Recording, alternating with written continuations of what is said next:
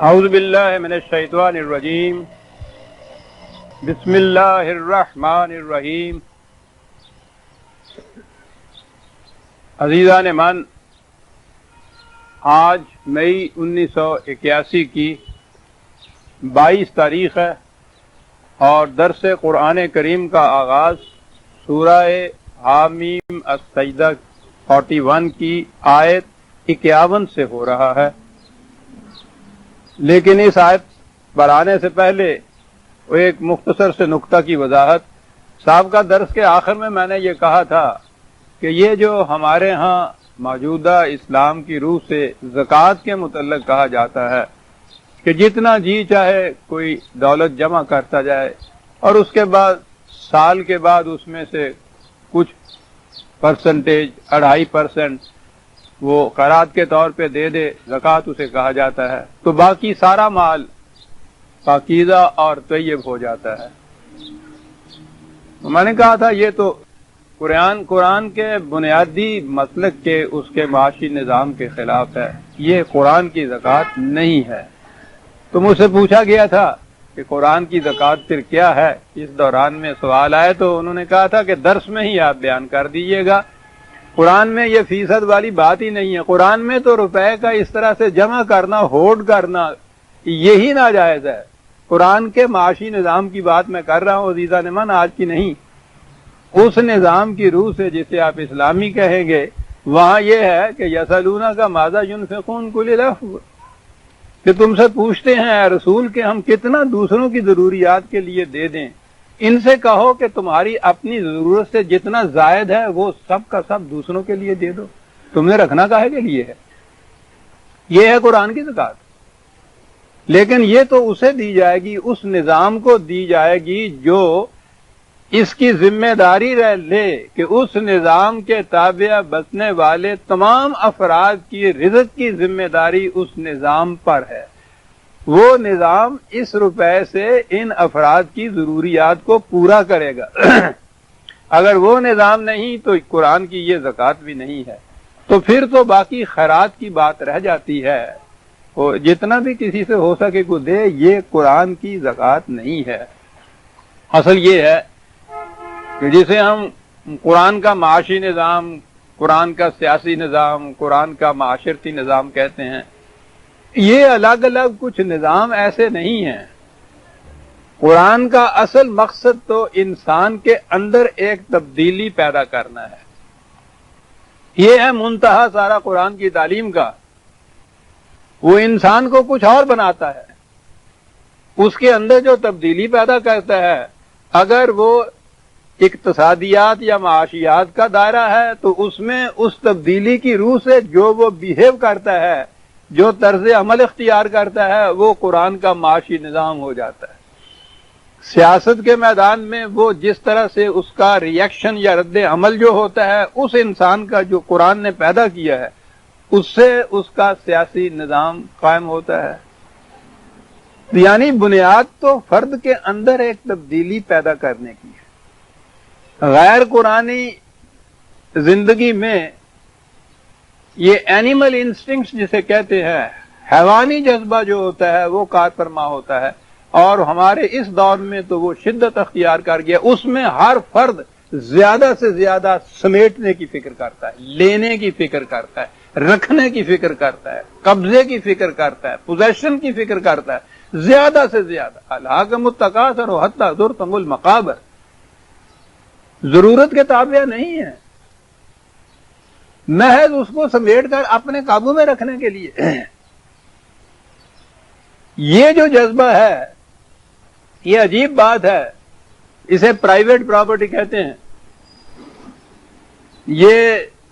یہ خود لفظ پرائیویٹ جو ہے، اوریجن جو اس کا ہے لیٹن میں، لاطینی سے اوریجن آیا ہے انگریزی زبان میں، اس کے معنی ہے دوسروں کو محروم کرنا۔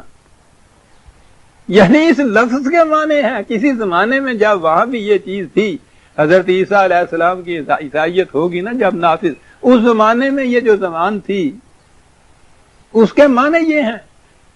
تو واقعی 2 روٹیاں آپ کھاتے ہیں، پیٹ بھر جاتا ہے، 2-4 جو اور جمع کر کے آپ رکھ لیتے ہیں، وہ اس بھوکے کو محروم کر دیتے ہیں۔ جس کے حصے میں یہ روٹیاں جانی تھی. قرآن اس قسم کا انسان پیدا کرتا ہے جو صرف اپنی ضرورت کے لیے رکھے، اور اس کے لیے پھر نظام یہ ہوتا ہے کہ وہ نظام اس کی گارنٹی دیتا ہے، ضمانت دیتا ہے کہ تم بھوکے نہیں رہو گے. تو اس کے بعد وہ انسان ایسا پیدا کرتا ہے کہ وہ جو یہ جذبہ تھا نا ہورڈنگ کا، پوزیشن کا، لینے کا، وہ اس کے اندر سے ختم ہو جاتا ہے. جذبہ باقی رہتا ہے، ضرورت زندگی نظام پوری کرتا ہے. اس کا جذبہ یہ ہوتا ہے کہ زیادہ سے زیادہ محنت کرے، زیادہ سے زیادہ دیتا چلا جائے. تو جب یہ ہو انسانوں کے اندر تبدیلی، تو اس کے بعد یہ نظام کہ وہ ساری عمر جمع کرتا چلا جائے، جمع کرتا چلا جائے، اور اس میں سے اتنا سا جو دیتا چلا جائے، یہ تو اسلام کی بنیاد کے خلاف چیز ہے. وہ تو انسان ایسے پیدا کرتا ہے کہ ان کا جذبہ لینے اور جمع کرنے کا ہوتا ہی نہیں ہے. زیادہ سے زیادہ کمانا، زیادہ سے زیادہ دینا، وہ انسان اس قسم کے پیدا کرتا ہے. اور اب بھی اگرچہ یہ وضع حدیثیں ہمارے ہاں بنی سرمایہ داری کے نظام میں، اس میں یہ ہے نا کہ سارا جمع کرتے چلے جاؤ اور سال کے بعد 2.5% دے دو، باقی سارا مال حلال تو یہ ہو جاتا ہے. یہ سرمایہ داری کے نظام کی وضع کردہ حدیثیں ہیں، رسول اللہ صلی اللہ علیہ وسلم کی نہیں. ان میں بھی کہیں کہیں ایسی ہمارے سامنے احادیث آ جاتی ہیں جو پکار کر کہتی ہیں کہ حضور نے یہ فرمایا ہوگا. ایک حدیث ہے، ابھی میں نے عرض کیا ہے نا کہ اسلام پوزیشن یا ہورڈنگ کا جو جذبہ ہے، اپنی ضرورت سے زیادہ سمیٹتے ہوئے لے جانا، وہ اس جذبے کو ختم کرتا ہے اور دینے کے جذبے کو وہ ابھارتا ہے. اب یہ جو چیز ہے کہ اتنا ہی چاہیے جتنا اپنی ضرورت کے لیے، اس کو آپ اسے کنزیومر پراپرٹی کہہ لیجیے، جتنا کوئی خود کنزیوم کر سکتا ہے، استعمال کر سکتا ہے. اور وہ پوزیسو پراپرٹی ہوتی ہے جو لیتا ہے اور رکھتا چلا جاتا ہے. جمع مالہ وعددہ، قرآن جسے کہتا ہے، جمع کرتا رہتا ہے، گنتا رہتا ہے، یعنی ضرورت سے زیادہ ہے، گنتا ہی رہتا ہے صرف اس کو. کھائے گا اس میں سے کتنا؟ 2 روٹیوں سے زیادہ تو کھا نہیں سکتا، 3 کھا جائے گا، کتنا کھا جائے گا؟ 100 روپیہ اندر نکل لے گا وہ. تو نبی اکرم صلی اللہ علیہ وسلم کی ایک حدیث ہے، حضور نے فرمایا کہ بندہ آپ میرا مال کہتا چلا جاتا ہے، حالانکہ وہ جو مال کہتا ہے اس میں سے اس کا اتنا حصہ ہوتا ہے کہ جو وہ کھا لے اور ہضم کر لے، جو وہ پہن کے پرانا کر دے، اور جو وہ دوسرے کو دے کے آخرت کے لیے توشہ اختیار کر لے.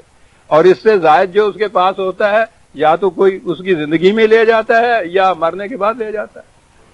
وہ اس کا ہوتا ہی نہیں، ہوتا تو اس کا اتنا ہی ہے جتنا وہ قرض کر لیتا اپنے اوپر. یہ ہے عفو کے معنی، تمہاری ضرورت سے زائد جتنا ہے. تو قرآن کے نظام میں عزیزان مان یہ ہوگی جسے آپ زکوٰۃ کہتے ہیں. زکوٰۃ کے معنی ہے سامان نشو و نما، یہ پیسے نہیں، جس سے گروتھ اور ڈیولپمنٹ ہوتی ہے انسانیت کی.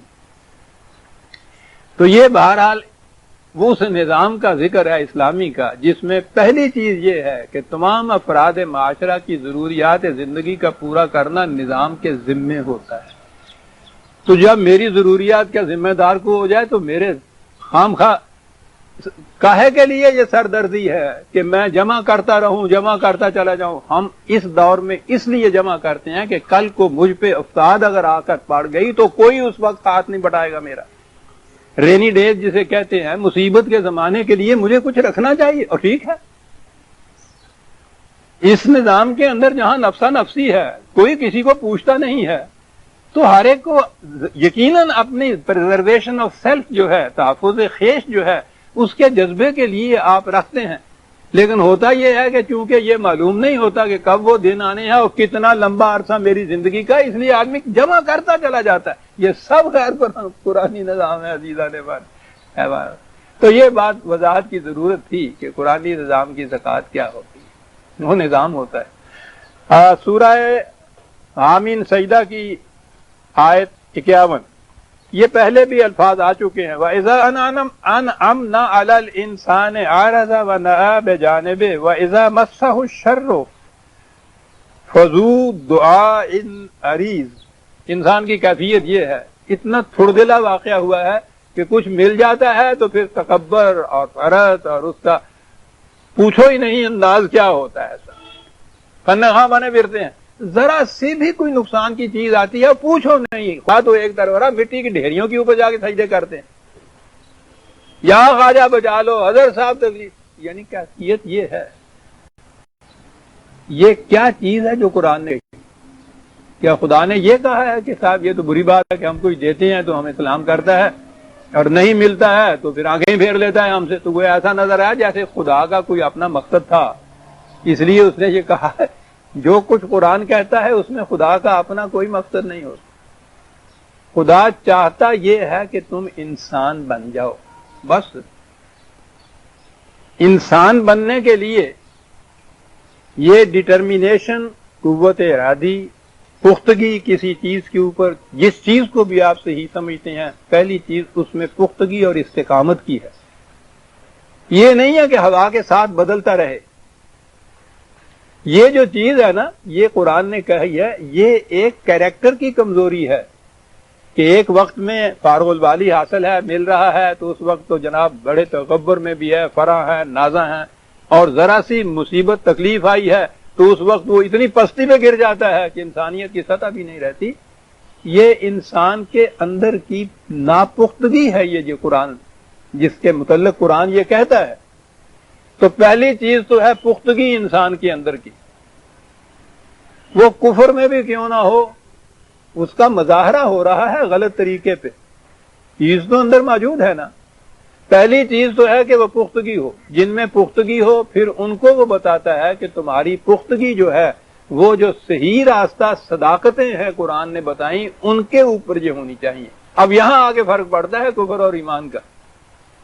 لیکن اگر شروع میں ہی ناپختگی ہے تو اس ناپختگی والے لوگ اگر ایمان بھی لے آئیں گے وبال جان بن جائیں گے. جیسے قوت، یہ قوت نہایت ضروری ہے کسی فرد کے لیے بھی، ایک قوم کے لیے بھی نہایت ضروری ہے دنیا میں زندہ رہنے کے لیے. لیکن اب قوت کا استعمال آیا. ایک استعمال تو یہ ہے کہ جو تمہیں کمزور اور غریب نظر آئے اس کا گلا گھونٹ تو خون چوس لو، قوت کا استعمال. دوسرا استعمال یہ ہے کہ ظالم کی کرائی مروڑ دو. قوت ہوگی تو یہ کرے گا نا. تو گویا یہ قوت کا ہونا جو ہے یہ بنیادی شرط ہے. اب اس کے استعمال میں فرق آتا ہے. تو اگر اس میں پختگی نہیں ہے انسان کے کردار کے اندر، اب کچھ ہے اب کچھ ہے، اس پہ بھروسہ ہی نہیں کیا جا سکتا. وہ کفر میں ہو یا ایمان میں ہو، بھروسے کے قابل وہ ہے جو ہر حالت میں اس کا توازن اندر کا نہ بگڑے انسان کا. بڑا عمدہ وہ کہا ہے کسی کے، در کفر ہم پختہ نہیں، زنار را رسوا مکن.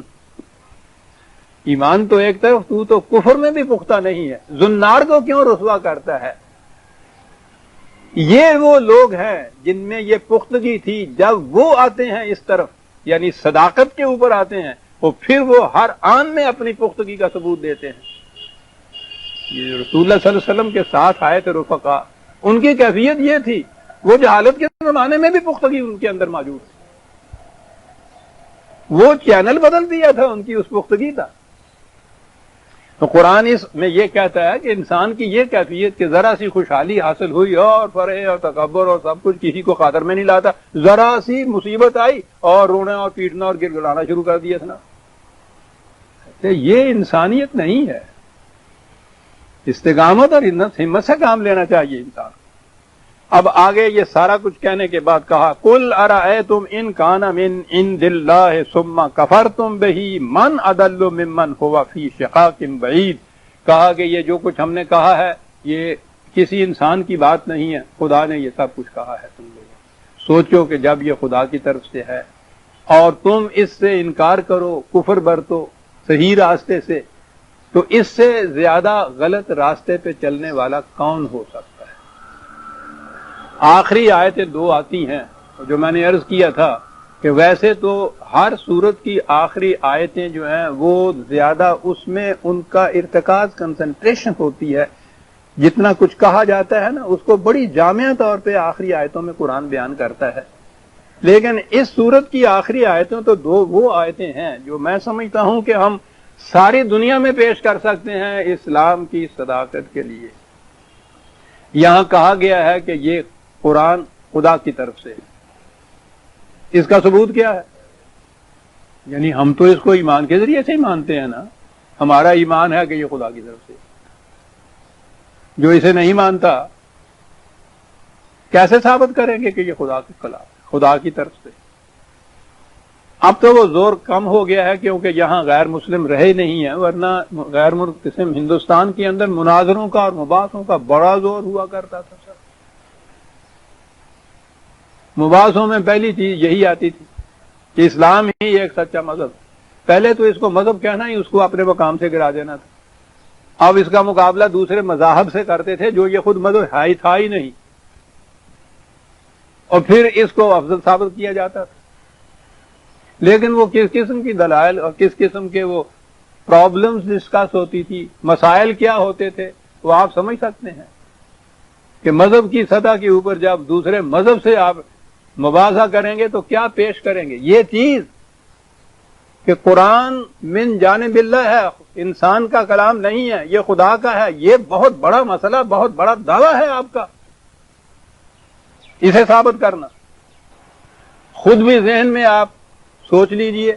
آپ سے اگر پوچھا جائے، آپ بھی تو مانتے ہیں نا کہ یہ خدا کا کلام ہے، آپ سے اگر کوئی سوال کرے کہ یہ کیسے خدا کا کلام ہے، بتاؤ مجھے کیسے تم مانتے ہو، سوچو تو صحیح کیا جواب دو گے.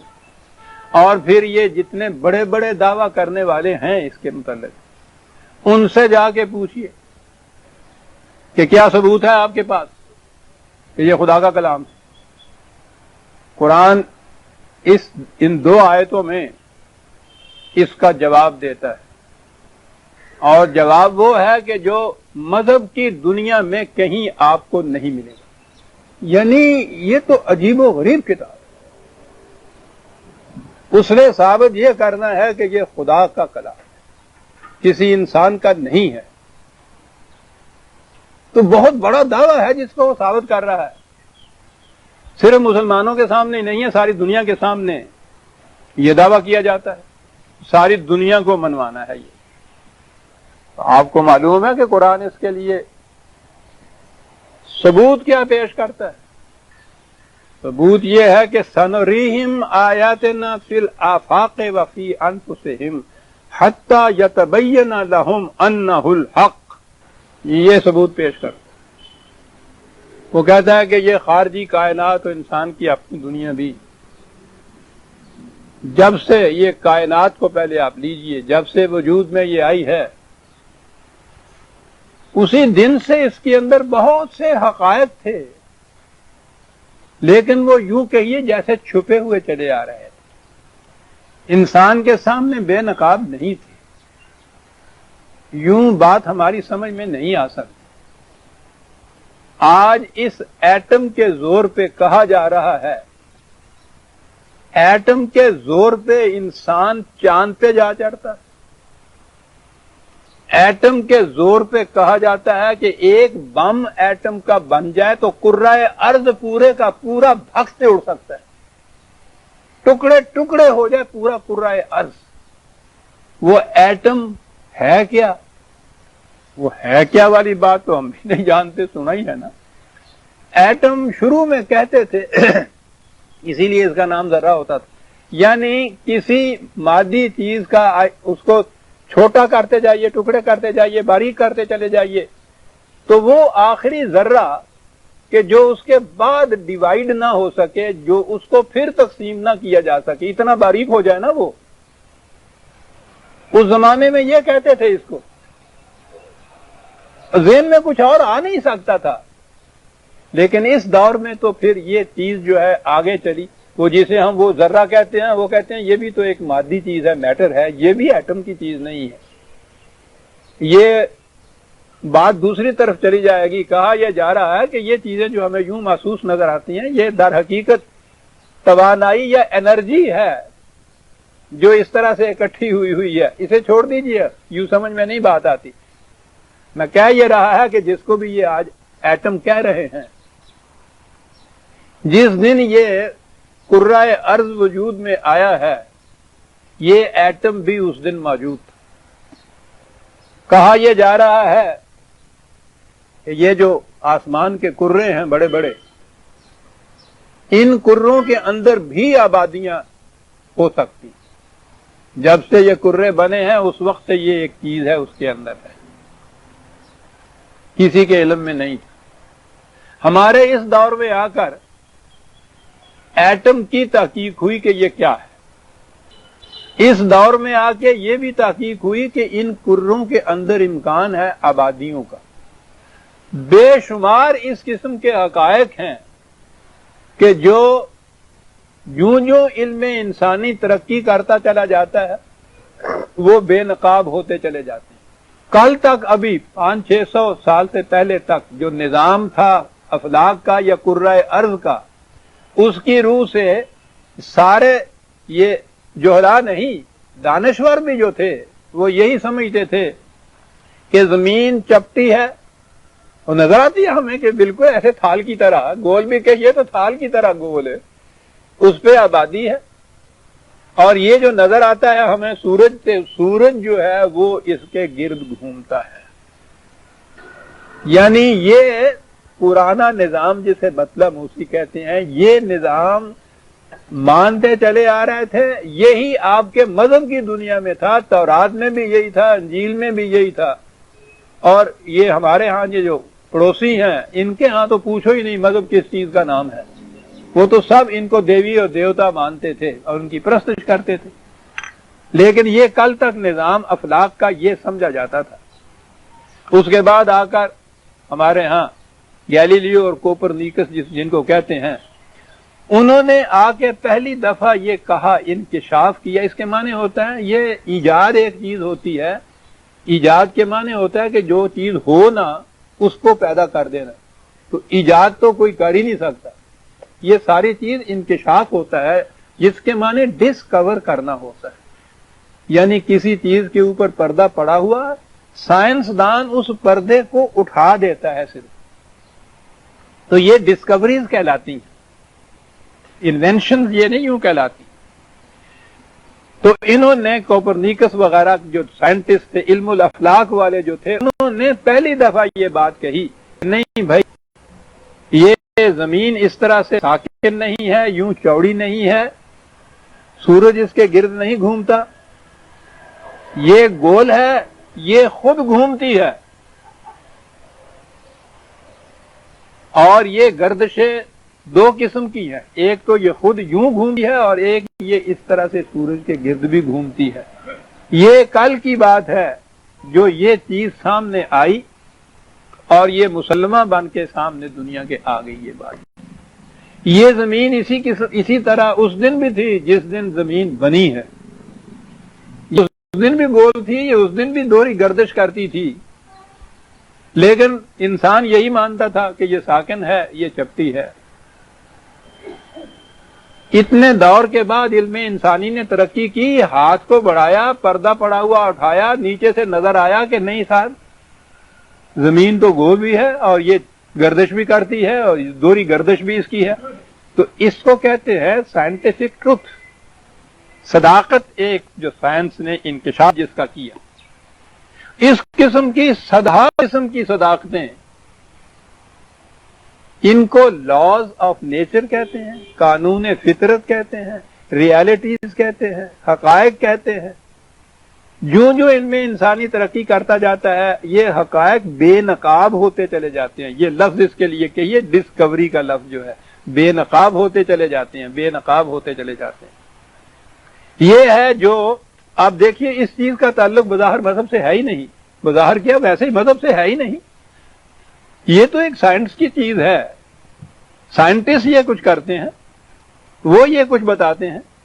مذہب کی تو کیفیت یہ ہے کہ جس دن گیلیلیو نے یہ بات بتائی کہ زمین گول ہے، یا کوپرنیکس نے کہا کہ یہ جو ہے یہ سورج کے گرد چکر لگاتی ہے، سورج اس کے گرد نہیں لگایا، کرسچینٹی عیسائیت نے ان کو مرتد قرار دے دیا، موت کا فتویٰ عائد کر دیا۔ وہ تو توبہ کر کے بچا بچارا یہ گیلیلیو، ورنہ اس کو تو کہا تھا کہ پیچھے کے ٹاور سے گرا کے مار دو۔ یہ کہتا ہے کہ کیوں بھائی تم کیوں کہتے ہو؟ کہو، کہنے لگے اس لیے کہ زمین جو ہے سارے کائنات کی مرکز، سینٹر ہے۔ کیوں بھائی؟ اس لیے کہ اس پہ اللہ تعالیٰ نے اپنے بیٹے مسیح کو بھیجا تھا، اس لیے یہ سارے کائنات کا سینٹر ہے۔ اور اگر اس کو تم کہتے ہو کہ یہ اتنا سا کرہ ہے، گول ہے، گھومتی ہے سورج کے گرد، تو اس کا مقام جو ہے کائنات کی مرکزیت کا وہ چھن جاتا ہے، اور حضرت عیسیٰ علیہ السلام کا مقام چھن جاتا ہے۔ اس لیے یہ گیلیلیو کوپرنیکس کا نظریہ جو ہے یہ غلط ہے. مذہب تو یہ کرتا تھا آقا, بچ گئے. یہ سائنس اور مذہب میں کتنی بڑی جنگ ہوتی تھی یورپ کے اندر. بہت کتابیں اس کے اوپر, لیکن ایک بڑی جامع کتاب ہے, ڈریپر کی کتاب ہے, conflict of science and religion. ترجمہ اس کا کیا تھا مولانا ظفر علی مرحوم نے, مارکہ مذہب و سائنس. اس زمانے کی بات ہے, ابھی یہ ڈسکوریز بھی نہیں ہوئی تھی. بتایا یہ گیا تھا کہ عیسائیت نے سائنس کے انکشافات کے خلاف کیا کچھ کیا, رکاوٹیں پیدا کی. اس لیے کہ ہر سائنس کا انکشاف عیسائیت کی کسی نہ کسی دعوے کو غلط ثابت کرتا تھا. عیسائیت کیا دنیا کے ہر مذہب کے دعوے کو غلط ثابت کرتا تھا. دنیا کا ہر مذہب یہی مانتا ہے کہ یہ آسمان جو ہے یہ شیشے کا ڈل ہے, اس کے اندر یہ ہیرے کی طرح جڑے ہوئے ہیں یہ جو ستارے ہیں. اب اگر یہ معلوم ہو جائے کہ یہ ہے ہی کچھ نہیں ہے, یہ تو حد نگاہ کا نام ہے اور ستارے تو بڑے بڑے کرے ہیں, تو ہر مذہب کا دعویٰ باطل ہو جاتا ہے. اس لیے سائنس کا ہر انکشاف ہر مذہب کے کسی نہ کسی دعوے کی تردید کرتا تھا, اس لیے وہ اس کی مخالفت کرتے تھے. تو گویا یہ ہے مارکا جو تھا مذہب اور سائنس کا, کہ سائنس نے جو ڈسکوری کی مذہب کے دعوے کے خلاف گئی, اس لیے سائنس نے کوشش کی کہ پہلے تو اس کو باطل ثابت کرے اور اس کے بعد اس کو ختم کرنے کی کوشش کرے. تو گویا سائنس کا ہر انکشاف یا کائنات کے مستور حقائق میں سے کوئی حقیقت بھی جب بے نقاب ہو کر سامنے آئے تو وہ مذہب کے کسی نہ کسی دعوے کی تکذیب کرتی تھی, یہ حقیقت جو سامنے آتی تھی. تو اس لیے سائنس کے انکشافات جو تھے وہ مذہب کے خلاف جاتے تھے. ہر مذہب جو تھا وہ کوشش کرتا تھا کہ یہ نہ ہو, کیونکہ وہ جھوٹا ثابت ہوتا تھا. آپ کو معلوم ہے قرآن نے کیا کہا؟ اس نے کہا کہ سنریہم آیاتنا فی الآفاق وفی انفسہم حتی یتبین لہم انہ الحق. یہ پوچھتے ہیں کہ اس کا ثبوت کیا ہے کہ یہ خدا کی طرف سے کتاب ہے. کہا اس کا ثبوت یہ ہے کہ حقائق کائنات پر پڑے ہوئے پردے, علم انسانی جوں جوں ان میں سے کسی پردے کو اٹھائے گا اور وہ بے نقاب ہوگا, جب وہ حقیقت بے نقاب ہو کے سامنے آئے گی تو وہ قرآن کے کسی نہ کسی دعوے کا ثبوت بنے گی. کہا یہ ہے طریق یہ ثابت کرنے کا, کیونکہ کم از کم نزول قرآن تک تو کسی انسان نے وہ بات نہیں کہی تھی نا. اور نزول قرآن کے زمانے میں بھی جو حالت کی تاریخیاں بڑی دبیز تھی, اور عرب میں تو آپ پوچھو نہیں, یعنی ساری دنیا میں ہی سائنس کا جو تھا, ابھی میں نے کہا ہے نا کہ وہ زمین کے متعلق بھی یہ مانتے تھے عیسائی. عرب تو ان سب سے پیچھے تھا, اور عرب کے اندر بھی ایک ان پڑھ شخص اٹھتا ہے. عجیب چیز ہے جو قرآن نے کہی کہ یہ دعوی نبوت سے پیشتر یہ تو امید ہے, یعنی لکھنا پڑھنا بھی نہیں جانتا ایک شخص, عرب میں پیدا ہوتا ہے, آج سے 1400 سال پہلے کے زمانے میں پیدا ہوتا ہے, اور وہ یہ بات کہتا ہے کہ زمین گول ہے, چکر کرتی ہے, گردش کرتی ہے, دوسرے کرے ہیں بڑے بڑے, یہ ستارے نہیں ہیں, ان کروں میں بھی آبادیاں ہو سکتی ہیں. وہ شخص ایک ان پڑھ عرب کا رہنے والا 1400 سال پہلے یہ بات کہتا ہے. اس دور کا اور اس دور سے لے کے آج تک انسان سارے اس کی مخالفت کرتے ہیں. وہ کہتے ہیں دیکھیے یہ کہتا ہے یہ. اور اس دور میں آ کر جب یہ اس حقیقت سے پردہ اٹھا تو اس کے سامنے, اس کے پیچھے سے جو بات ابھر کے سامنے آئی وہ قرآن کے اس دعوے کی تصدیق کر رہے ہیں. وہ کہتا ہے یہ حقیقت قرآن کی ثابت کرنے کا خدا کی کتاب ہے. یہ ہے مذہب کے دنیا کی بات جو کہا گیا ہے. اب چیلنج ہے قرآن کا. یہ ایک بات میں نے کہی ہے, قرآن بھرا پڑا ہے قرآن اس قسم کے دعووں سے. وہ دعوی یعنی ہم تو میں نے جیسا عرض کیا تھا وہ الفاظ ہیں جو دوہرا لیتے تاکہ ان سے ثواب ہو ہمیں, ہمارا تو اس سے زیادہ تعلق ہی نہیں. وہ جو سمجھتے بھی کچھ ہیں اس سے, وہ اتنی تو یہ ہے کہ قرآن نے یہ کہا, ہم اسے ثابت نہیں کر سکتے. وہ ثابت تو سائنٹسٹ کرے گا جو تحقیق کے بعد پردہ اٹھائے گا ان حقائق کے اوپر سے. تو جو پردہ اٹھے گا اس کے پیچھے سے جو حقیقت نمودار ہوگی قرآن کہتا ہے کہ وہ میرے کسی نہ کسی دعوے کی صداقت کا ثبوت ہوگی. کیا قرآن میں اور سائنس کے انکشافات میں کنفلکٹ ہوگا؟ جو ڈریپر نے کہا تھا وہ تو اپنے دعوے کی صداقت کے ثبوت میں اس چیز کو پیش کرتا ہے. تو اب جو اس دعوے کو لے کر اٹھیں، یعنی بہرحال ہم مسلمان ہی کہہ سکتے ہیں اپنے آپ کو کہ قرآن خدا کی کتاب ہے، اس کا ذریعہ اور طریقہ یہ ہوگا کہ جتنے دعوی اس نے ایسے کیے ہوئے ہیں جن کو ابھی نہیں دنیا مانتی، پوری کی پوری تحقیق کے بعد یہ ثابت کرے علمی حیثیت سے اس کائنات کے اندر جتنے حقائق ہیں کہ جو قرآن کا دعویٰ ہے اس کے مطابق ہے. وہ یہ طریقہ ہوگا قرآن کے دعاوی کی صداقت کو ثابت کرنے کا. سارے عالم اسلام میں کہتے ہیں نا کہ اب خدا کے فضل و کرم سے 1 ارب تک ان کی آبادی بڑھ گئی ہے.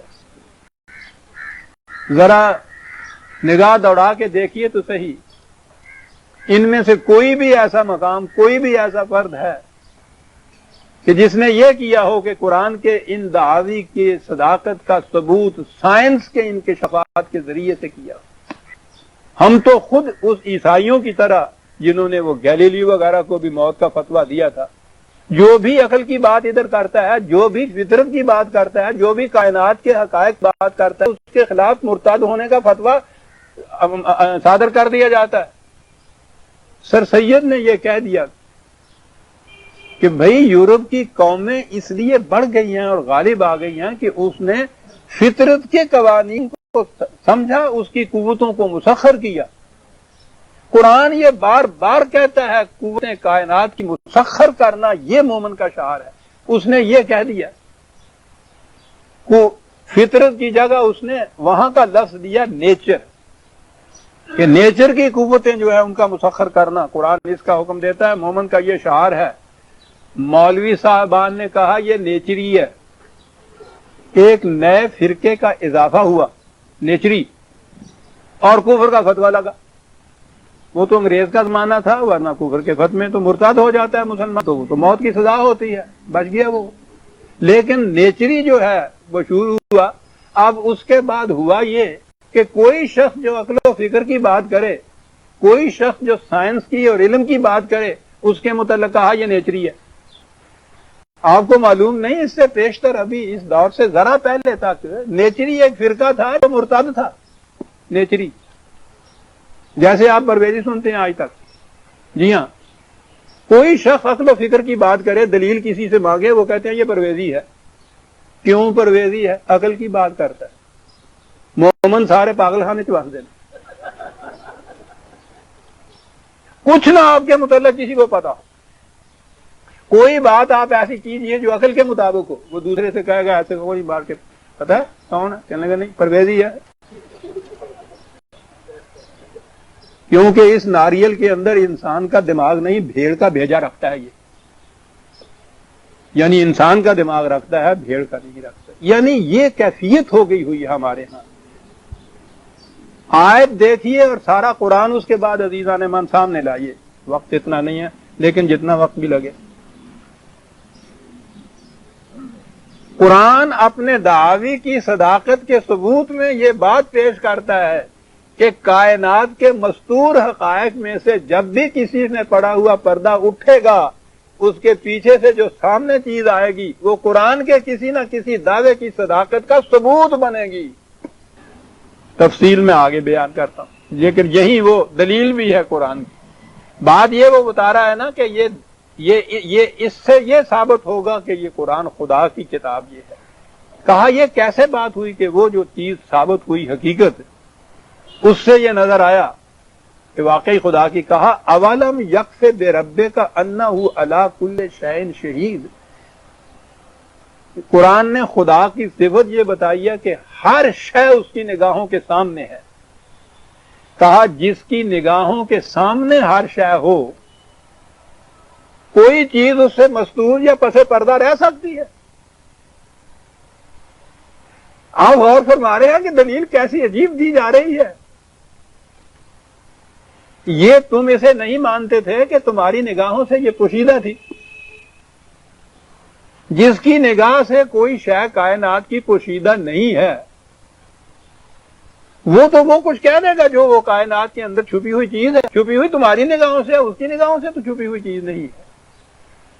تو جب یہ چیز سامنے آئے گی تو پھر پتہ چلے گا نا کہ جو قرآن نے کہا تھا وہ خدا نے کہا ہے، کیونکہ اس کی نگاہوں سے یہ چیز چھپی ہوئی نہیں تھی. جب اس نے کہا تھا کہ ان کروں کے اندر آبادی ہے تو خدا نے دیکھ کر کہا تھا. یہ شہید ہے جس کے معنی ہے کسی چیز کا سامنے موجود ہونا. تو کہا کہ جس خدا کے سامنے یہ موجود تھا کہ کروں میں آبادی ہے.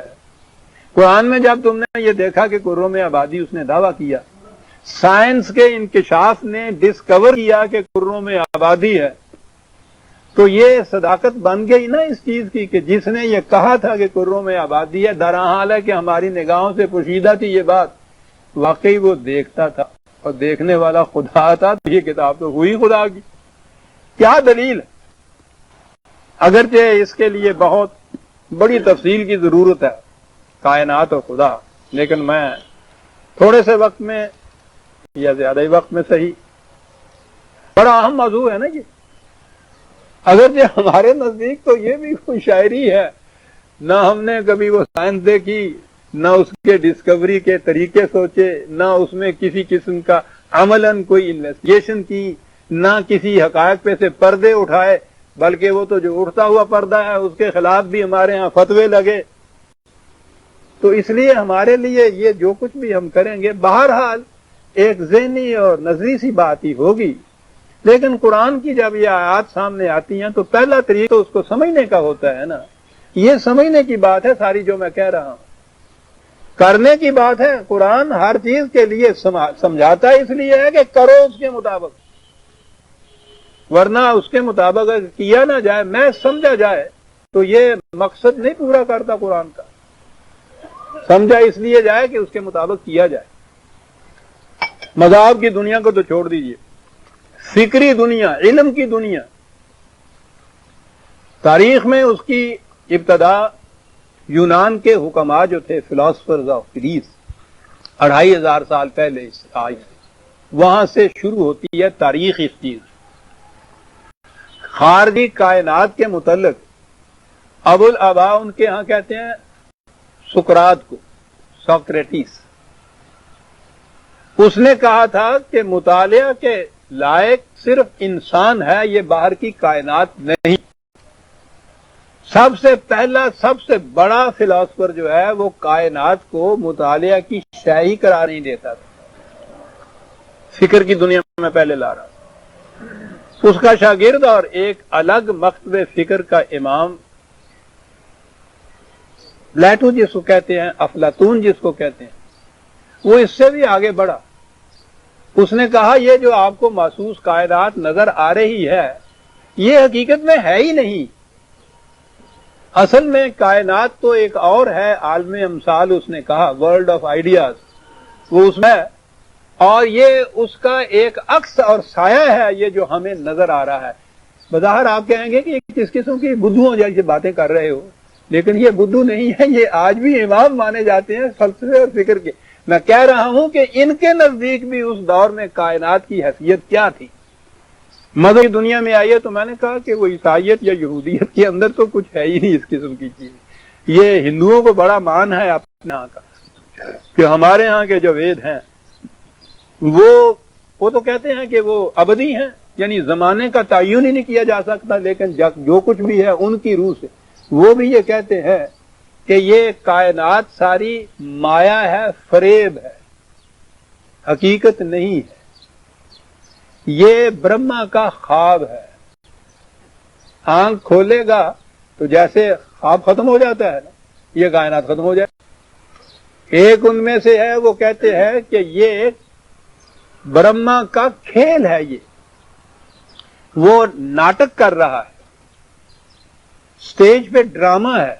تو جس طرح سٹیج کے ڈرامے میں نہ بادشاہ بادشاہ ہوتا ہے، نہ قاتل قاتل ہوتا ہے، پردے کے پیچھے وہ اور ہی ہوتے ہیں، پردے کے سامنے آتے ہیں تو ایک قاتل بن جاتا ہے، ایک اس میں سے مقتول بن جاتا ہے یا غلام بن جاتا ہے.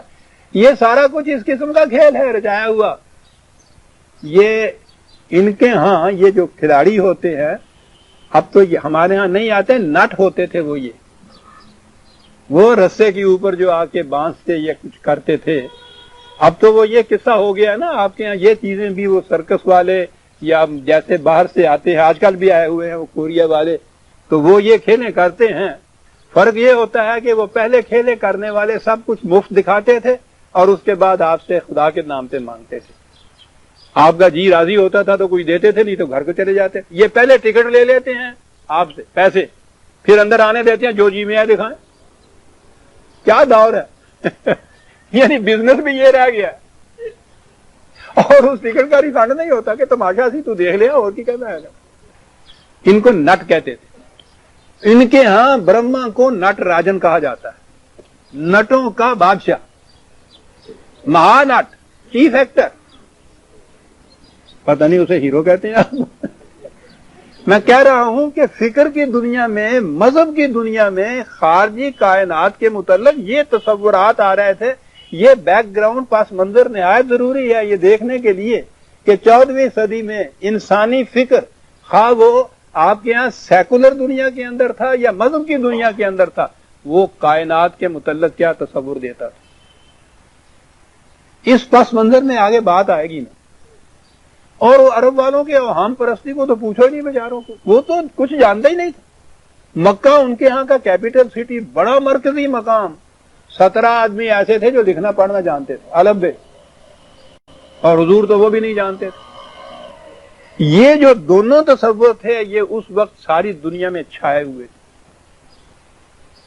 اور پھر آگے آپ آئیے تو اسلام بھی جب دین سے مذہب ہوا ہے، یہی تصورات آپ کے ہاں آئے. اور پھر شاعری میں جب یہ چیز آ جائے تو پھر تو پوچھو نا، وہ تو آنکھوں دیکھی حقیقت کو افسانہ بنا دیتی ہے شاعری. جو شاعری نے پھر ان کو بڑا گل چڑھایا. وہ جو تھا سقراط کا نظریہ کہ اسٹڈی یا مطالعہ کے قابل صرف انسان ہے، خارجی کائنات نہیں، آپ کی شاعری میں یہ چیز آئی. شاعری تو بھی بڑی دلچسپ ہوتی ہے، بیدل ہے شاعری میں جو کچھ کہتا ہے کہ ستمست گر ہوست کشد کہ بسیر سرو و سمندرا. کہتا ہے یہ تو بڑا ظلم ہے، یہ تمہارے اپنے دل کا جذبہ ہے، خواہش ہے جو یہ کہتا ہے کہ چلو باغ میں جا کے پھولوں کو دیکھو، سرو کو دیکھو، سمن کو. تو سے غنچہ کم نہ دمید آئی درے دل کشا بچمن درا. ارے تو خود بہت بڑا باغ ہے، کم وقت کہاں جا رہا ہے باہر باغ دیکھنے کے لیے؟ دل کا دروازہ کھول، اندر جھانک. سبحان اللہ، یہ موتیا ہے، یہ چمبیلی ہے، یہ سرو ہے، یہ سمن ہے، ساڑھا سب تھوڑے اندر ہی ہے. پھل نہیں لگتے آگے، وہ جا کے دکان تو ہی لینے پہنتے صرف ویکن واسطے ہی ہے. ہمارے ہاں کی شاعری میں تو محبوب کی یہ کیفیت ہے، وہ غالب کہتا ہے ہاتھ آئے تو اسے ہاتھ لگائے نہ بنے. شاعری تجھے غنچہ کم نہ دمید آئی درے دل کشا بچمن درا. باہر کہاں جا، یعنی یہ کیفیت آپ کے ہاں بھی میں یہ کہہ رہا ہوں، یہ تصوف ہے. بات کی بات آئے گی. اور وہ جو کہا تھا کہ یہ مایا ہے، فریب ہے، غالب آ گیا. اس کے بعد ہستی کے مت فریب میں آ جائیے اسد، عالم تمام ہلکا دام خیال ہے. چلو جی، وہی صدائے بات گشت چلی آ رہی آپ کے یہاں. اور سارا مذہب آپ کا دنیا جیل خانہ ہے، مومن پھنسا ہوا ہے، تڑپتا ہے، دنیا ایک لاش ہے، اس کے چاہنے والے کتے ہیں. یہ شریعت ہے. میں کہہ رہا تھا کہ 14ویں صدی میں آج سے پیشتر نبی اکرم صلی اللہ علیہ وسلم کا جب ظہور ہوا ہے، اس زمانے میں کائنات کے متعلق تصور یہ تھے، فکر کی دنیا میں بھی مذہب کی دنیا میں بھی. یہی دونوں دنیاوی ہو سکتی تھی نا، جہاں سے یہ چیز کہیں سے لی جا سکتی تھی، مستعار مانگ کے کہیں سے. دعویٰ کرتے ہیں یہ مغرب کے مستشرق کہ یہ قرآن میں ہے کیا. پہلے مذاہب میں، پہلی کتابوں میں جو واقعات، ان کے ہاں تو واقعات تھے، کہیے کہ جو افسانے تھے کچھ تھے، یہ نبی اکرم صلی اللہ علیہ وسلم نے وہ سن لیے تھے یہودی اور عیسائی علماء سے، اور ان کو اپنی زبان میں ڈال دیا تھا. یہ یہ وہ کہتے ہیں. ہم اس بات میں ابھی نہیں آتے کہ وہ جو افسانے کہتے ہیں یا حقائقیں، ہم پوچھتے یہ ہیں کہ یہ کائنات کے متعلق یہ تصور جو ہے 6 صدی عیسوی میں حضور کی جب بعثت ہوئی اور یہ قرآن نازل ہوا، ساری دنیا میں آپ بتائیے کہ یہی تصور تھا یا اس سے الگ کوئی تصور تھا کہ یہ باطل ہے، فریب ہے، برہما کا خواب ہے، یہ ایک کھیل رچایا ہوا ہے، حقیقت اس کی کچھ نہیں ہے، یہ حق نہیں ہے، یہ باطل ہے. یہ چیز تھی ساری دنیا کے اندر. عزیزان من، اس دور میں علم و فکر اور مذاہب کی ساری دنیا کو چیلنج کرتے ہوئے یہ کہنا کہ ما خلقنا السماء والارض وما بینہما باطلا، اللہ، یہ ہے دلیل عزیزان من قرآن کے من جانب اللہ ہونے کی. اس پس منظر میں اس کو دیکھیے، ساری دنیا کہتی ہے کہ یہ سب فریب ہے، باطل ہے. کہتا ہے کہ بالکل غلط ہے یہ بات، یہ فریب نہیں ہے، یہ عالم خیال نہیں ہے، یہ تصوراتی دنیا نہیں ہے، یہ افلاطون کی عالم امثال نہیں ہے.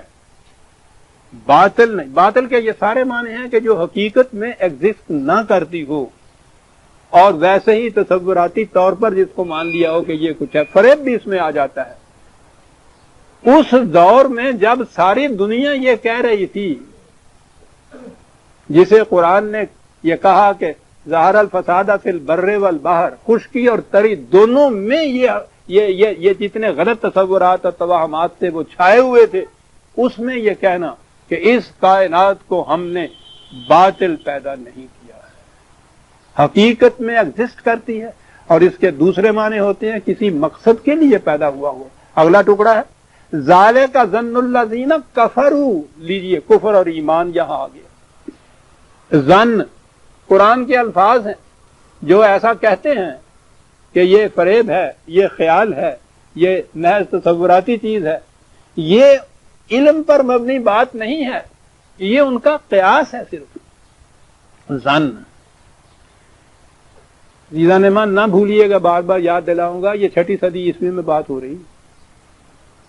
اور دعویٰ کر دیجئے ساری دنیا کی اہل مذاہب اور اہل فکر سے کہ ان کے ہاں کسی لٹریچر میں کہیں یہ بات آئی ہوئی ہو کہ یہ کائنات فریب، خیال، تصور نہیں، یہ حقیقت میں ایگزسٹ کرتی ہے، کہیں یہ لکھا ہوا دکھا دو.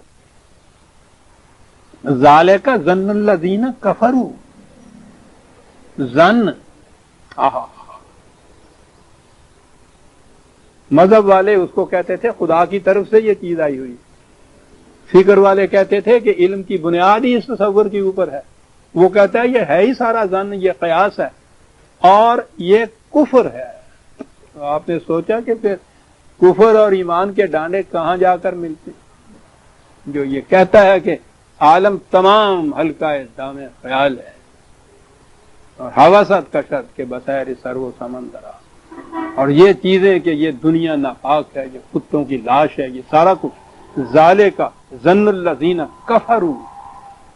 ہمیں عزیزان من پتہ ہی نہیں کہ قرآن ایمان کس کو کہتا ہے، کفر کس کو کہتا ہے. یہ بھی ایمان کا حصہ ہے، یہ ماننا کہ کائنات بالحق تخلیق کی گئی ہے. ایسا نہ ماننا کفر ہے. اور اسے ثابت کون کرے گا کہ یہ بالحق ایگزسٹ کرتی ہے؟ سائنٹسٹ ثابت کرے گا نا. ذالک ظن الذین کفروا.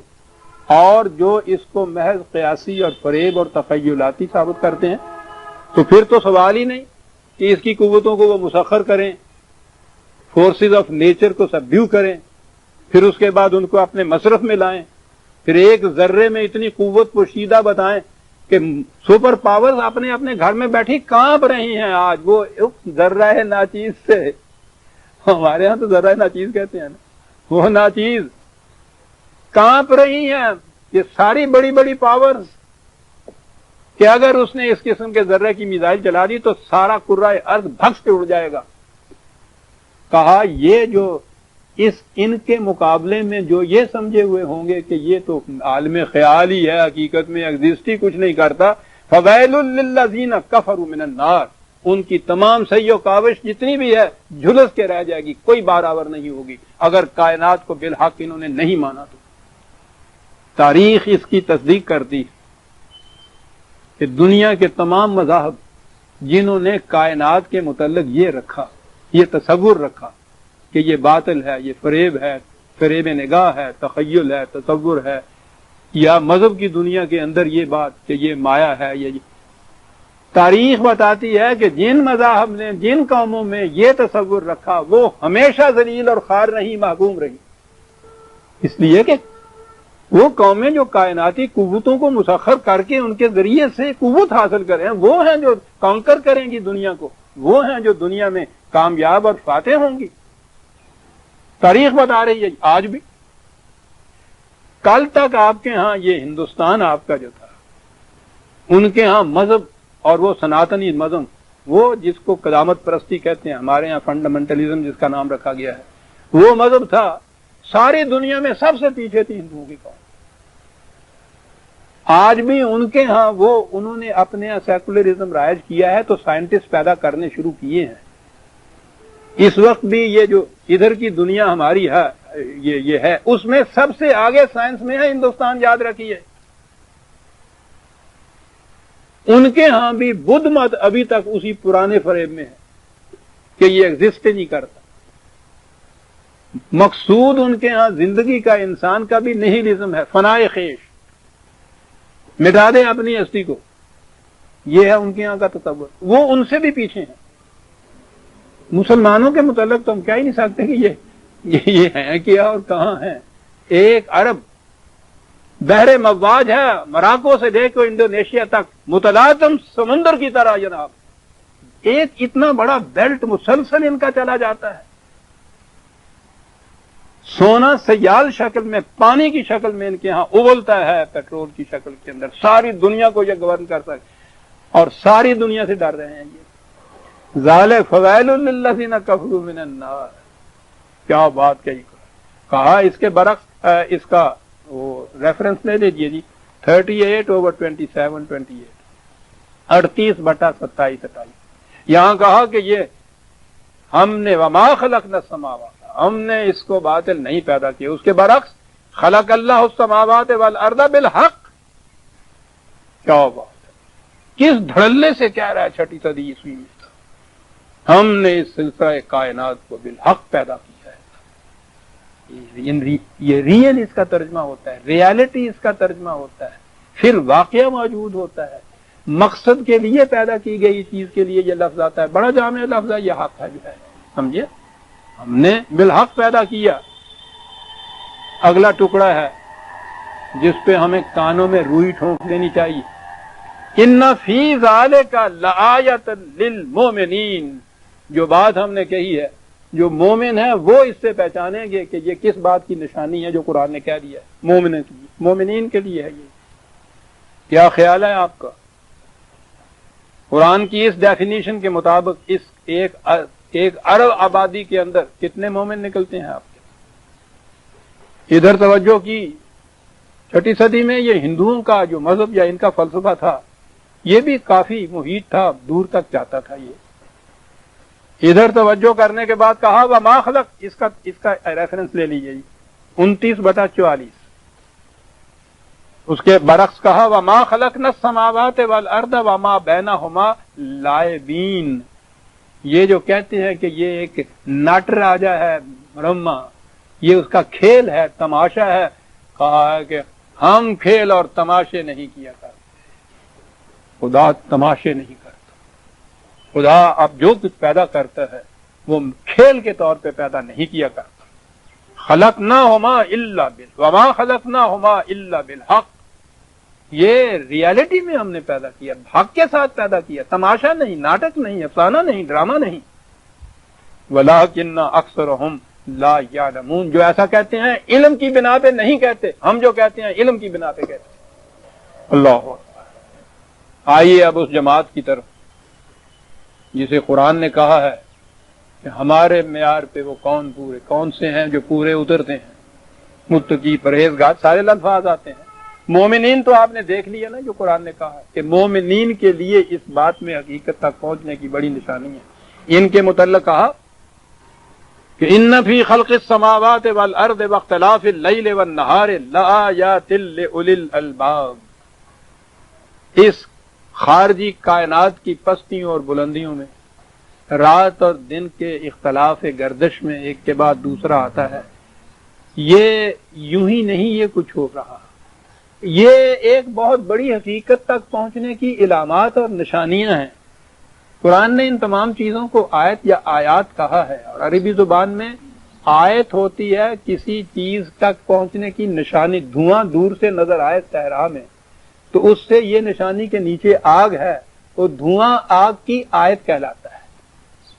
صحرا میں کسی پرندے کا اڑتے ہوئے پھرنا یہ بتاتا ہے کہ کہیں گرد و نواح میں پانی ہے قرب و جوار میں، کیونکہ زندگی ہے نا سامنے ہمارے۔ یہ آیت کہلاتی ہے عربی زبان میں پانی کی۔ کہا کہ یہ اختلاف لیل و نہار اور خلق اور پستیوں اور بلندیوں کی تخلیق میں آیات ہیں، کن کے لیے؟ لأولی الالباب، صاحبان عقل و فکر کے لیے۔ عقل سے بھی اگلا درجہ ہے یہ جس کو لب لباب کہتے ہیں نا، الباب جس کو کہتے ہیں۔ عقل کا بھئی نچوڑ اور ارتقاء کنسنٹریٹڈ شکل کے اندر بھی جو عقل انسانی ہے اس کے لیے بڑی نشانیاں ہیں۔ اللہ زینا، یہ کون لوگ ہیں جن کے لیے اب یہاں کہا ہے نا کہ صاحبان عقل و بصیرت ہیں یہ لوگ جو ان میں بہت بڑی بڑی نشانیاں دیکھنی ہیں۔ اللہ زینا بتا دیا، ہم بتاتے ہیں کون لوگ۔ یذکرون اللہ قیاما وقعودا وعلی جنوبہم، وہ اٹھتے بیٹھتے لیٹے ہر وقت اپنے سامنے قوانین خداوندی کو رکھتے ہیں۔ غور فرما رہے ہیں؟ ہر وقت یذکرون، میں دوسری طرف نکل جاؤں گا لیکن یہ ذکر سے ہے نا، یذکرون ذکر کرتے رہتے ہیں، اور ذکر پھر آپ کو معلوم ہے جو محلے والوں کو سونے نہیں دیتا رات کو، پھر وہ بیٹھے بھی کرتے ہیں قرآن نے جو کہا ہے، پھر وہ اٹھ کھڑے ہو جاتے ہیں سلام کے لیے۔ بڑی باتیں اس پہ ہوتی ہیں کہ کھڑے ہونا چاہیے یا نہیں، لیٹے بھی تسبیحات میں ہوتی ہے۔ یہ تو ہو گیا نا ذکر کر رہے ہیں، ان کے لیے نشانیاں ہیں اس کائنات کے اندر۔ یذکرون اللہ، ذکرہ کے معنی ہوتا ہے کسی شے کو ہر وقت سامنے رکھنا، اپنا سامنے رکھتے ہیں وہ ان چیزوں کو، اور آگے تو اس نے واضح کر دیا ہے ذکر کے معنی۔ وَيَتَفَكَّرُونَ فِي خَلْقِ السَّمَاوَاتِ وَالْأَرْضِ، سامنے رکھتے ہیں اور تخلیق ارض و سما میں غور و فکر کرتے رہتے ہیں ہر وقت۔ دیکھتے ہیں ذکر کے کیا معنی آ گئے۔ یہ ہے وہ لوگ غور و فکر کرتے رہتے ہیں اور اس کے بعد اس نتیجے پہ پہنچتے ہیں کہ ربنا ما خلقت ھذا باطلا، اے ہمارے نشو و نما دینے والے، تو نے جو کہا تھا کہ ہم نے اسے باطل نہیں پیدا کیا، ہم نے خود تحقیق کر کے دیکھ لیا ہے کہ واقعی یہ باطل نہیں پیدا کی گئی۔ دیکھا مومن کسے کہتا ہے؟ سبحانہ کا، تیری ذات تو اس سے بڑی بلند ہے کہ کوئی اتنی بڑی تخلیق بلا مطلب بلا معنی فریب تخیل کے طور پہ پیدا کرے، تیرا خواب ہو یہ یوں ہی کھلاڑی کی طرح۔ سبحانہ کا کیا عجیب لفظ ہے، ہمارے یہاں تو وہ سبحان اللہ کے معنی کچھ نہیں سمجھ آتے۔ کیا سبحان اللہ؟ سبحانہ کے معنی ہوتا ہے بہت دور ہونا ان تصورات سے جو لوگوں نے پیدا کیے ہیں تخلیق ارض و سما کے ضمن میں تمہارے متعلق، تو ان سے بہت دور ہے۔ ایک لفظ بہت دور ہے۔ اور اس کے بعد یہ کہ ہم کوشش کر رہے ہیں کہ کائنات کی ان قوتوں کو ہم پہلے تحقیق کے ذریعے معلوم کریں، پھر ان کو مسخر کریں، اور اس کے بعد یہ صورت ہوگی کہ جب کائناتی قوتیں مسخر ہوں گی تو پھر ہمیں صحیح معنی میں خوشحالیاں آئیں گی۔ فقنا عذاب النار، ایسا نہ کہیں ہو جائے کہ ہم غلط راستے پہ پڑ جائیں اور ہماری صحیح عمل کی کھیتیاں ساری جھلس کر رہ جائیں۔ اس لیے اب یہ النار آ گیا۔ انہوں نے کہا کہ یہ قیامت کے جہنم کی بات ہے کہ ہمیں جہنم سے بچائیے، یعنی یہاں غور و فکر کر رہے ہیں یہ کائنات کے اندر ساری چیزوں کے اندر، اور کہہ رہے ہیں کہ ہمیں جہنم سے بچائیے۔ چلیے، میں نے کہا ہے نا کہ قرآن اپنے معنی آپ واضح کر دیتا ہے، دور جانے کی ضرورت نہیں ہے۔ یہ النار میں کون قومیں ہوتی ہیں جن سے کہا گیا ہے کہ دیکھیے ہماری آرزو یہ ہے کہ ہم ان النار میں رہنے والی جہنمی قوموں کے اندر ہم نہ ہو جائیں۔ وہ کون ہیں؟ ربنا انک من تدخل النار فقد اخزیتہ، ہمارے نشو و نما دینے والے، النار کے اندر وہ قومیں ہیں جو ذلیل و خوار ہوتی ہیں اس دنیا کے اندر، یہ جہنم ہے۔ اور وما للظالمین من انصار، یہی قومیں ہیں جو حقیقت میں ظالم ہوتی ہیں، اپنے آپ پہ ظلم کرتی ہیں، اور تو اور ان کا کوئی حامی اور مددگار بھی نہیں ہوتا۔ وہ کہا کہ جو ذلیل و خوار ہوتا ہے دنیا میں کوئی اس کو اپنا دوست نہیں بناتا، ایکسپلائٹ تو اس کو کرتے ہیں سارے، ان کا انصار نہیں ہوتا۔ یعنی کتنی بڑی سیاسی چیز اس کے اندر قرآن حل کر گیا کہ جو قوم ذلیل ہے دوسروں کی نگاہوں میں، یاد رکھو لاکھ کوئی دوسرا کہے تمہارا کبھی وہ ہمدم اور دوست نہیں ہو سکتا، تم اس کے محتاج ہو گئے، ایکسپلائٹ کرے گا تم۔ جو بظاہر تمہارے فائدے کے لیے نظر آ رہا گا وہ اس کے اپنے فائدے کی چیز ہوگی، تمہارا انصار کوئی نہیں ہوگا۔ 3/3/18991 103/199 جی۔ ان فی السماوات والارض لآیات للمؤمنین، پھر وہی بات، مومنین، ارض و سماوات کے اندر بڑی بڑی نشانیاں حقیقت پر پہنچنے کے لیے مومنین کے واسطے، یہاں مومنین کہا یا قرآن میں 45/3 ایمان ہوتا ہے کسی چیز کو ماننا، یقین ہوتا ہے علی وجہ البصیرت، اس کو دیکھنے کے بعد ایک سرٹنٹی کے اوپر پہنچنا، تیقن کے اوپر پہنچنا۔ کہا وَفِي خَلْقِكُمْ وَمَا يَبُثُّ مِن دَابَّةٍ آیات لِقَوْمٍ یوقنون 45/4 تمہاری خود اپنی تخلیق میں، یہ جتنے بھی جاندار پھرتے ہیں کرۂ ارض کے اوپر، ان کی تخلیق میں ان لوگوں کے لیے جو یقین تک پہنچنا چاہتے ہیں نشانیاں ہیں، ایمان کے یقین تک، علم کے یقین تک یہ لوگ پہنچ سکتے ہیں، قوم یوقنون۔ جی پہلی چیز تو ہم نے دیکھی تھی مومنین کے لیے کہا تھا، ہمارے ہاں مومن سے بھی زیادہ متقی کا لفظ جو ہے وہ زیادہ اور زیادہ اگلا درجہ ہوتا ہے متقی۔ مومن کی متعلق تو بات ہم نے سن لی، آگے آئیے متقی۔ ان فی اختلاف اللیل والنہار وما خلق اللہ فی السماوات والارض لآیات لقوم یتقون، ارض و سما کی تخلیق میں، اختلاف لیل و نہار میں، جو کچھ خدا نے پیدا کیا ہے اس میں متقیوں کے لیے نشانیاں اور علامات۔ اب پتہ چلا متقی کس کو کہتے ہیں۔ آپ کو تو پتا متقی پرہیزگار کنوں کہتے ہیں، کوئی محلے میں اگر ہے تو اس کا تصور ذہن میں لے آئیے، کبڑا ہو کے چلے، لاٹھا ہاتھ میں ہو، ویسے ماما باندھا ہوا ہو، چلا بھی نہ جائے بولا بھی نہ جائے، نمازیں سب پڑھے، تہجد تک پڑھے، وظیفہ کرے، ذکر کرے، تو یہ ہوتا ہے نا متقی پرہیزگار جو ہوتا ہے۔ وہ ان کے لیے کہتا ہے کہ ان کے لیے نشانیاں ہیں، یہ قوم یتقون۔ اب آئیے عزیزان من، ان سب سے آگے درجہ ہمارے ہاں علماء کرام، اٹھتے بیٹھتے آپ یہ لفظ علماء کرام، قرآن میں کہاں آیا ہے علماء کا لفظ، کن لوگوں کے لیے آیا ہے،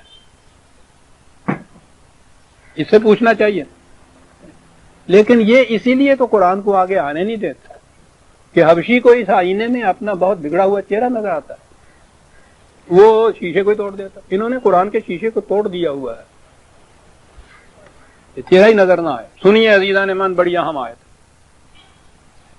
پہلے لکھ لیجئے، اور اگر ہے قرآن سامنے تو نکال لیجئے، 35/27-28 الم تر ان اللہ انزل من السماء ماء فاخرجنا به ثمرات مختلفا الوانها، کیا ان لوگوں تم نے کیا اس پر کبھی غور نہیں کیا؟ ترا لفظ آتا ہے جو چیزیں دیکھی جائیں سامنے،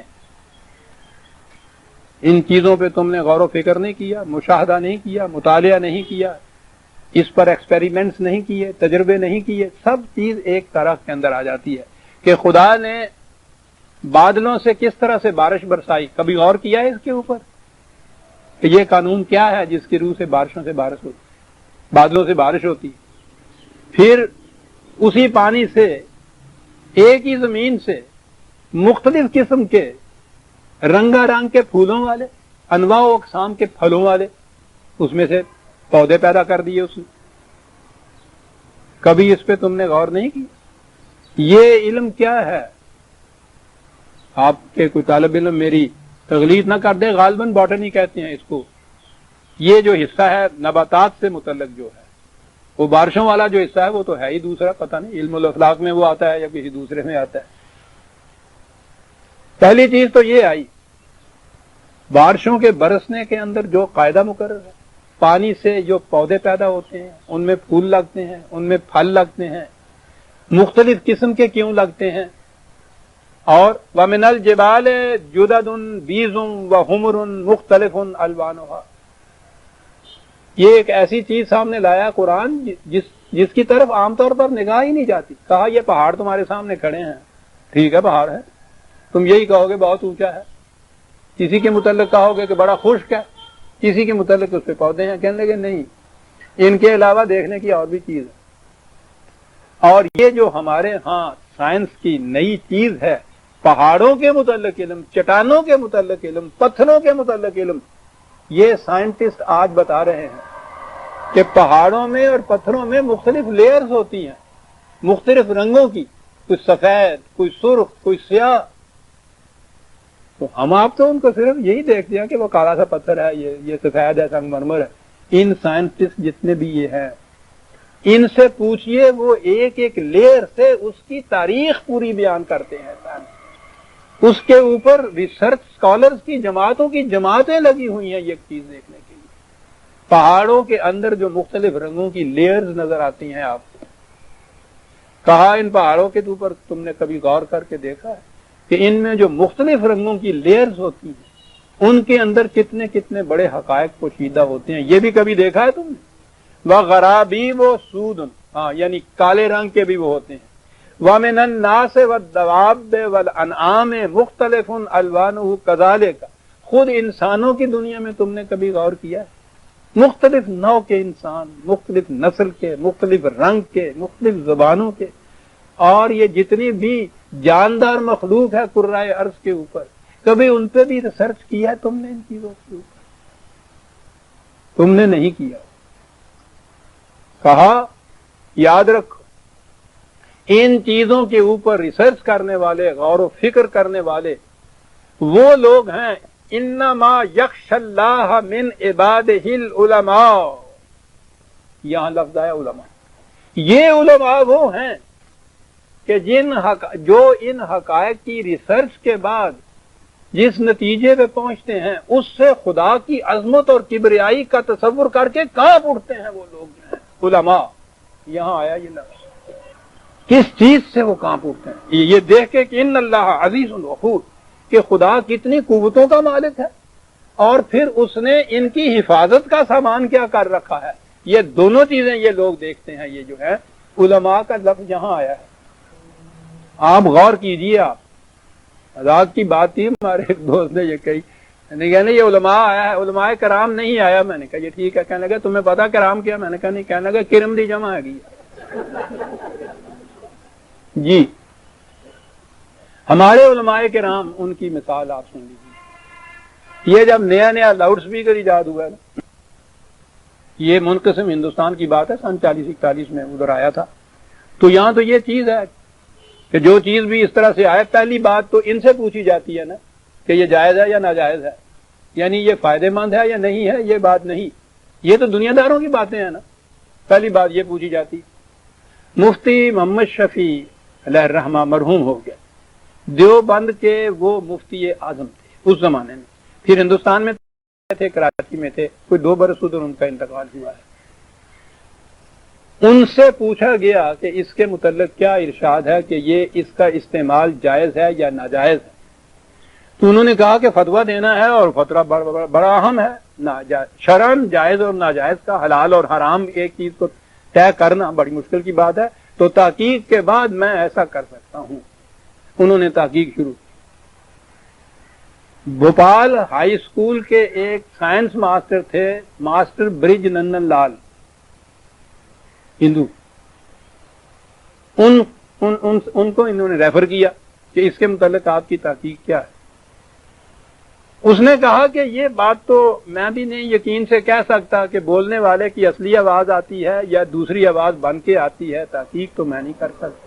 یعنی ان کے ریفر کیا ماسٹر برج نندن لال سائنس ماسٹر ہائی اسکول کا ہندو، اس نے یہ دیا وہ اپنے تحقیق کا نتیجہ، انہوں نے کہہ دیا کہ ہاں صاحب پھر یہ بات بین رہی، عبادات کے لیے تو اس کا استعمال ناجائز ہے، تحقیق ہو گئی نا یہ۔ اور چند ہی دنوں کے بعد خانہ کعبہ تک میں اور ہر مسجد کے اندر امام کے سامنے تک میں سجدے میں جاتے ہوئے اور طرح کے کوگی کھڑے ہوتے ہوئے اور سب کے سامنے تھا، مفتی صاحب کے بھی سامنے ہوا کرتا تھا۔ ہمارے ہاں کے جو مفتی اعظم یا علماء کرام ہیں، کائناتی علوم میں ان کی یہ کیفیت ہے، آج بھی ان سے اگر پوچھا جائے کہ ایک سوئی کیسے بنتی ہے، انہیں علم نہیں ہے۔ انہیں تو شاید یہ بھی علم نہ ہو کہ سوئی کتوں ملتی ہے، وہ تو انہوں نے مرید لے آ دیں نہیں اور ٹانکا لا لینا۔ قرآن یہ کہتا ہے علماء کے متعلق کہ یہ ہیں وہ علماء، اور کہتا ہے یہ ہیں کہ جو پہچانتے ہیں کہ خدا کی عظمت اور کبریائی کیا ہے، کانپ اٹھتے ہیں اس کی کبریائی کے سامنے۔ ان چیزوں سے آپ کے سامنے آئے، بارش کا علم، بادلوں کے علم، پودوں کے علم، پھلدار درختوں کے علم، پہاڑوں کے علم، انسانوں کے علم، حیوانات کے متعلق علم، یہ تمام علوم جو ہیں، اور میں سمجھتا ہوں آج جتنے بھی علوم یونیورسٹیوں میں پڑھائے جاتے ہیں ان میں سے کسی نہ کسی شق کے اندر ہی آ جاتے ہیں۔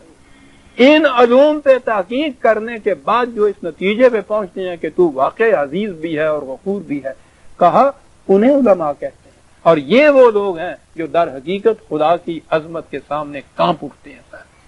یہ لفظ آیا عزیزان، یہاں آیا ہے عزیزان ماں قرآن کا لفظ، علماء کا لفظ قرآن کی روح سے۔ اور اگلی چیز اس آیت کے اندر مجھے پھر آنا چاہیے، یہاں تو میں بات بعد میں کروں گا۔ یہ کچھ کرنے کے بعد تو یہ کہا ہے نا کہ یہ لوگ ہیں جو خدا کی عظمت سے بالکل کانپ اٹھتے ہیں، اس کی عظمت بے نقاب ہو کے ان کے سامنے آتی ہے۔ کہا اور یہ لوگ جو یہ سننے کے بعد کہتے ہیں کہ پتہ نہیں کس قسم کے افسانے ہیں، جانتے ہی نہیں ہیں، یا عملاً اس کے اوپر یا عمل اس کے اوپر کر کے خود تحقیق نہیں کرتے۔ الا انہم فی مریۃ من لقاء ربہم، وہ کون انسان ہے جس کی یہ خواہش نہ ہو کہ میں خدا کو اپنے سامنے بے نقاب دیکھوں۔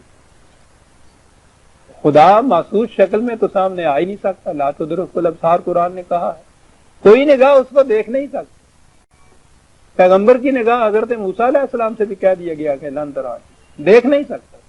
تو اس اعتبار سے تو یہ نہیں ہے کہ خدا کسی کے سامنے بے نقاب ہو جائے، سامنے آ جائے، ملاقات جسے کہتے ہیں۔ کہا کہ یہ لوگ جو ان حقائق سے انکار کرتے ہیں، حقیقت یہ ہے کہ یہ خدا کے نہیں، سنیے میں لقاء کا ترجمہ کروں، خدا سے ملاقات ہونے کے انکاری ہیں حقیقت میں۔ تو خدا سے ملاقات اب کیسے ہوئی؟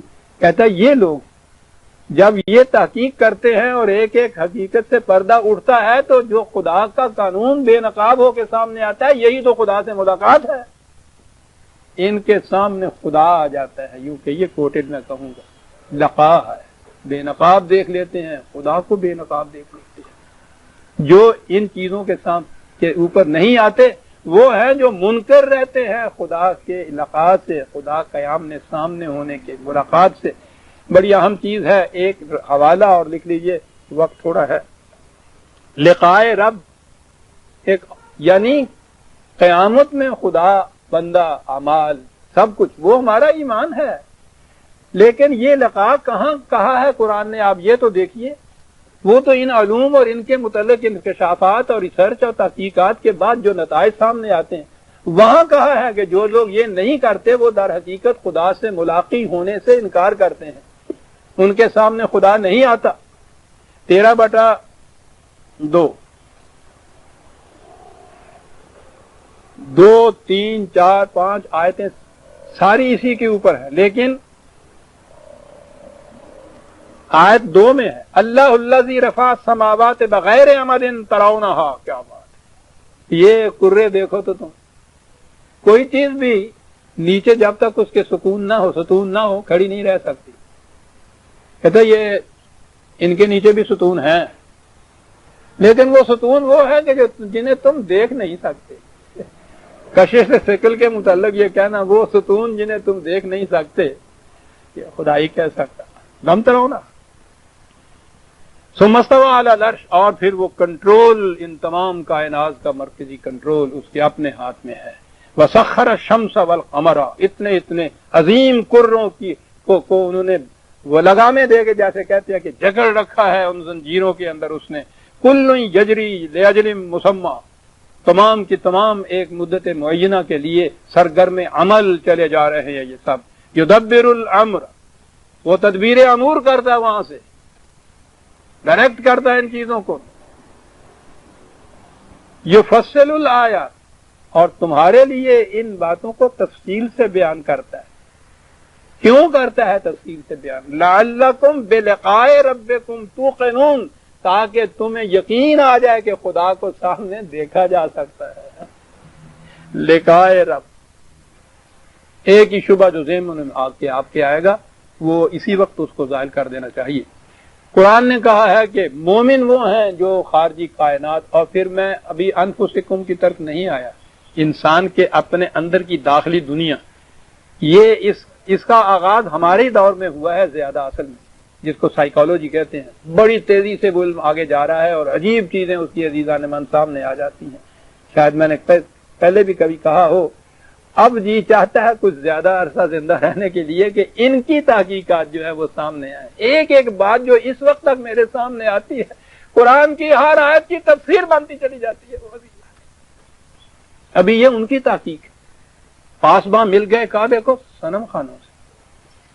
قرآن نے کہا ہے خارجی کائنات تک میں بھی رہ رہا ہوں، ان میں تحقیق کرنے والوں کو مومن کہا. قرآن نے ان کو متقی کہا، قرآن نے ان کو یقین دلانے والا کہا. تو ذہن میں خیال پیدا ہوگا کہ اصل پھر تو مومن اور متقی اور یوقنون والے تو مغرب کی قومیں ہوئی نا، کہ جنہوں نے یہ سارا کچھ تحقیق کر کے یہ کچھ کر لیا.